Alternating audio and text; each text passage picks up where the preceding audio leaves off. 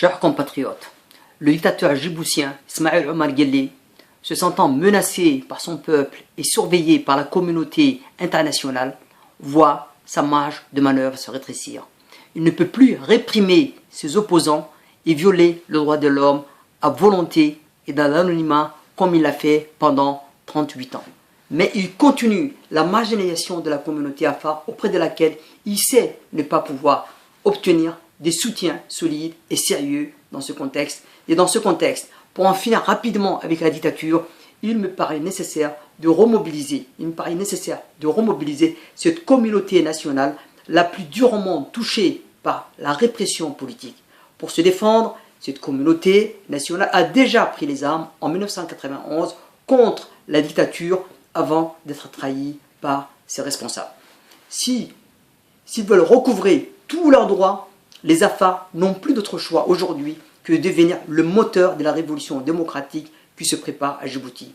Cette fois-ci, il s'agit de déployer, d'organiser à partir des villes à partir de leurs villes et de leurs régions des résistances pacifiques et multiformes, mais également dans les quartiers urbains et des cellules associatives.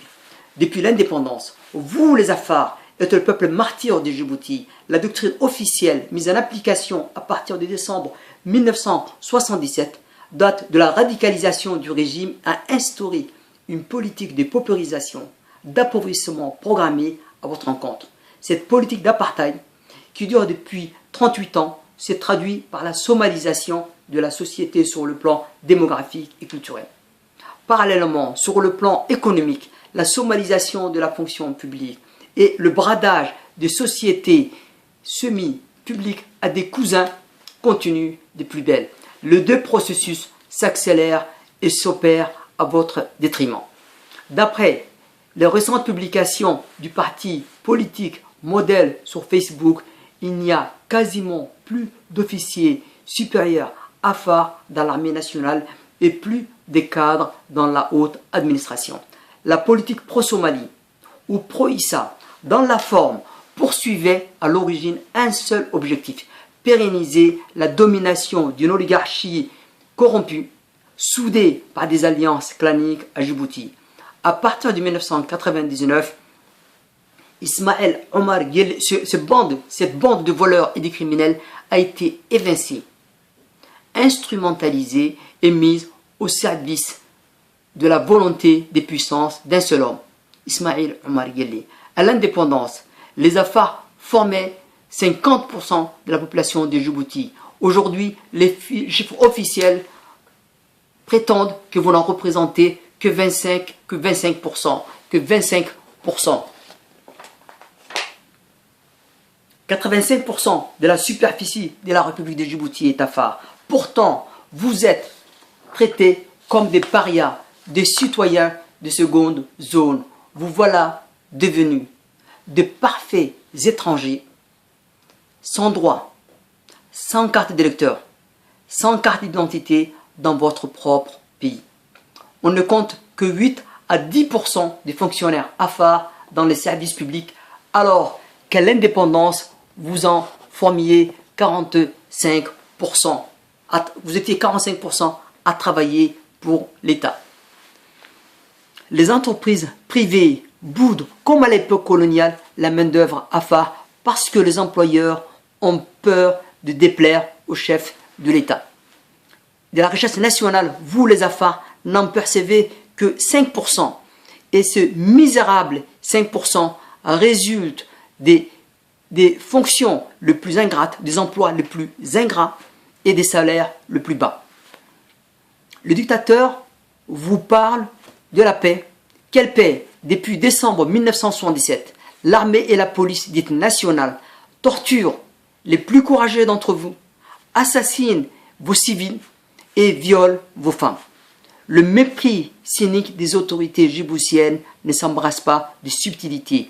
Au cours des manifestations dans la capitale, les gendarmes ont reçu ordre de tirer à balles réelles sur les contestataires afars, tandis que les manifestants somalis sont dispersés à coups de bombes lacrymogènes.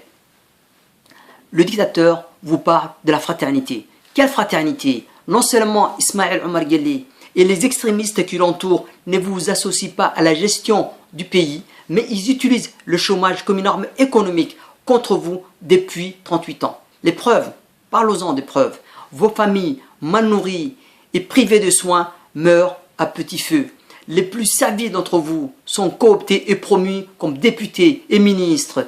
Vos sultans et vos autres autorités morales sont réduits à mendier auprès de ceux qui œuvrent à votre perte pour gagner un peu d'argent, un peu d'argent. Par cette débauche d'autoritarisme pervers, le dictateur vous montre qu'il a la capacité de déterminer votre existence individuelle et collective. Le dictateur veut vous parler de l'unité, alors que depuis 38 ans, votre histoire, votre mémoire est saturée de violences et de deuil, de frustration et d'humiliation endurées. Ce régime raciste a brisé, volé la vie des générations d'hommes et de femmes afars. Ce régime raciste a brisé le destin des milliers d'écoliers afars qui espéraient réussir leur vie grâce aux études et à leurs compétences professionnelles. Le dictateur vous parle de la cohabitation, mais qui est là pour veiller à votre cohabitation, à la sécurité nationale? C'est une armée d'occupation composée à 90% des membres de la tribu présidentielle qui garantit votre cohabitation, la cohabitation pacifique qui n'en est pas une. En réalité, l'armée et la police djiboutienne sont là pour protéger leur chef. Dans ses discours, le dictateur use et abuse des termes d'unité, de justice, de paix et de fraternité. Il ne le fait pas en langue officielle, mais il le fait en langue somalie pour signifier qu'officiellement, vous ne faites pas partie de la nation djiboutienne. Le message politique est clair. Ceux qui ne sont pas somalis sont exclus des institutions nationales. Qu'est-ce que je vois? Un peuple jamais vaincu, transformé en citoyen apeuré et craintif dans leur propre pays. Qu'est-ce que je vois? Un peuple qui ignorait la notion de prostitution s'est prostitué pour faire vivre sa famille. Qu'est-ce que je vois? Un peuple qui n'a jamais baissé la tête, vivre dans la pauvreté et mendier dans les rues de Djibouti. Il faut rappeler que nos ancêtres avaient élaboré un réseau des systèmes d'entraide pour prévenir, destiné en tout cas à prévenir l'extrême pauvreté de ses membres. Où est le développement? Où est la liberté, l'unité, la paix et la fraternité que l'indépendance nationale nous avait promise? Je le dis, en vous regardant dans les yeux, l'indépendance n'a apporté que la mort et la servitude à la communauté afar.